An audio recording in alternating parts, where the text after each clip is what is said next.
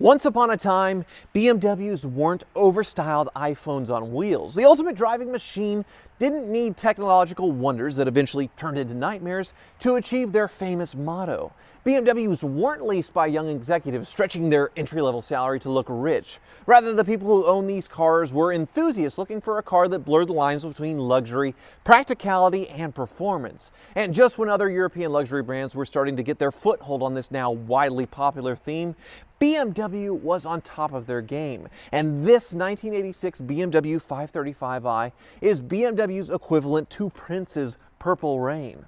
I never really paid these old 5 Series much attention, and no, I didn't buy this one. It's actually for sale over at my buddy's car lot, Euro Asian Auto Inc. in Wichita, Kansas. But in recent years, you hardly ever see them on the road anymore, and I guess that's why people are starting to go pretty crazy with these, as one recently sold on Bring a Trailer for $50,000. No, not 50,000 pesos, $50,000 for a showroom example, although it had 80,000 miles on it and it wasn't totally original. $50,000 for something that's not an M5, that was mass produced, and what I thought was a cheap used car that was still widely available. So then I went searching online and was shocked to discover that they're all gone.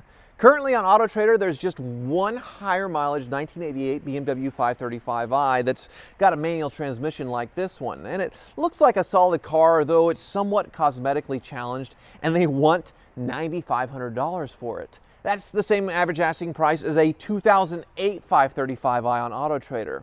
At first, I was shocked, but when you really think about it, it really is easy to figure out why this is happening. Putting scarcity aside and the whole crazy market in recent years with Radwood-era cars, the styling is the first obvious change between then and now. This shark-nosed, high-roof sedan is unmistakable for anything but a BMW. No buts or bangle butts about it. From here, BMW started looking more generic, then blobby, and every other car manufacturer seemed to follow suit. Now BMWs look like Hondas, or Hondas look like BMWs. It doesn't really matter though, as people seem to quit caring about cars looking different from one another. Now, I'm not done with the exterior, as it's also worth noting how simple this car is. There's nothing getting in the way of this car to style it just for the sake of styling. Every trim, every body line, every part here serves a purpose, and anything extra would just take away from what BMW stood for back then. The KISS method of construction is pretty hard to imagine with today's offerings from Munich, but it's really the theme of this entire car, especially in the engine bay. Ooh. Now notice you can actually see an engine. No plastic dress-up covers. You can see an engine with a simple metal valve cover gasket with no funky variable valve timing sticking out of it like it has appendages from being assimilated by the Borg. Any Trekkies watching? I am Locutus of Borg.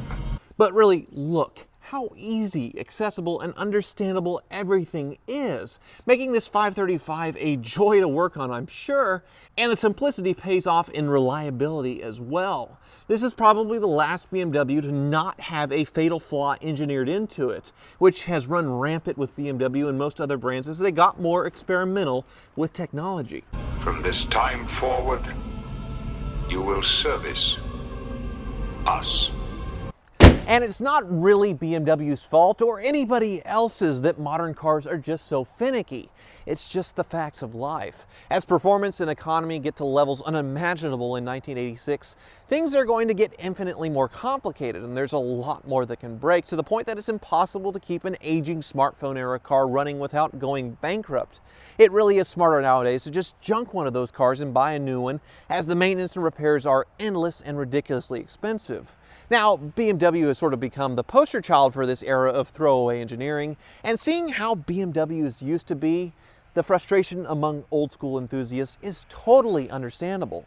This simple theme doesn't stop on the inside either. Look again at how simple this car is while totally achieving its objective as the ultimate driving machine. This little box right here is the only thing you can really call computerized, and it tells you things like the average MPG and a few other little tricks. And if it breaks, who cares? It's not going to leave you on the side of the road. All the other functions have a simple switch that sends a signal to a simple relay that tells a simple mechanical component to do its job. There's no body control computer to have a stroke and go haywire and cause your windshield washers to spray continuously when you activate your turn signals. But even things you would expect to have some kind of electronic control are even simpler than that with this BMW, like the climate control. The vents are controlled by levers that are connected to flaps. There's no blend door actuators or a climate control computer to brake and decide to blue screen itself and turn the car into a sauna on a hot summer's day.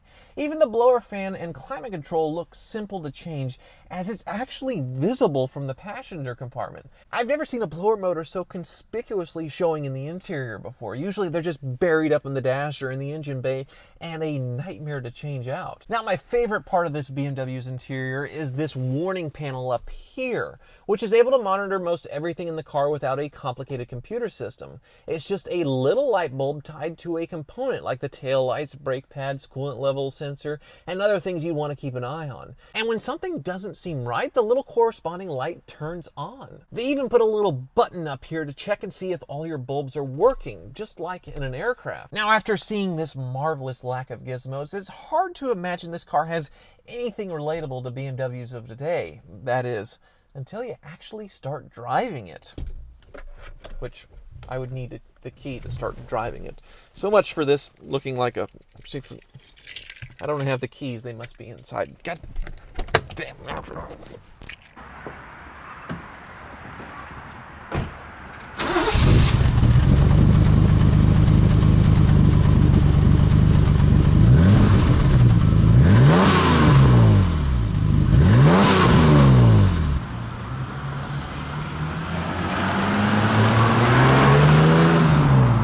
Now, I had never driven one of these oldies until this one, and honestly, the first impression was the smell of horsehair. They literally used horsehair in the seats for padding, and it smells like it.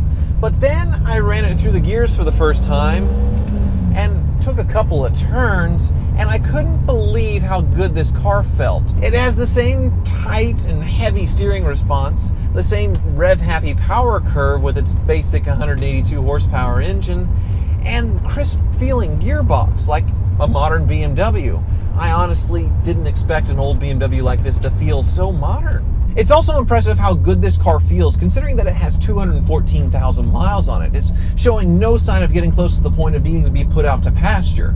Now, it has some age-related wear with the interior and the weather stripping, but it's amazing how well this car is held up overall. This 535i and I are literally the same age, and while I probably couldn't last a lap jogging around the block without getting a leg cramp and hyperventilating, this thing seems ready to drive cross-country. So really, it's easy to see why these are getting more desirable, and it makes me feel like I made a big mistake buying a 1991 BMW 850i, one of the first complicated computerized BMWs. I really think the brand should pay attention to the market demand of their young classics, much like Porsche has, and build cars that mirror this simple, pure creation. Obviously, the success of the recent 1M is a testament to that demand, but imagine an even more simple, bare-bones four-door sedan that still drove like a BMW without all the stupid techie crap that started for under $30,000. There'd be a line, there'd be a waiting list if they still built a car like this. I'm sure of it. Woo.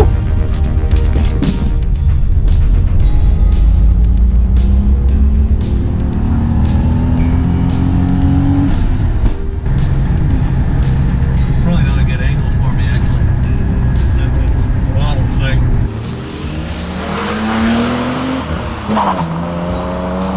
Go, baby, go, baby, go!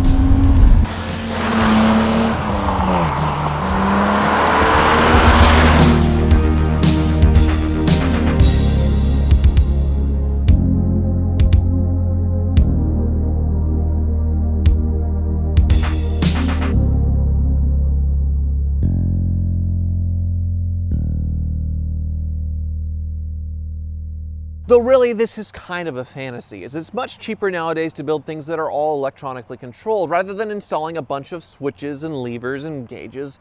And really, gadgets are what sell cars nowadays and puts them in the headlines. So I'm sorry to report that you'll never see another BMW like this ever again. And what few of these old cars left that haven't been driven into the ground certainly deserve the crazy prices we're all starting to see. No need to gripe about how these used to be really cheap. Just buy one while you still can and enjoy watching it leak away in your garage as it steadily appreciates in value. Thank you for watching.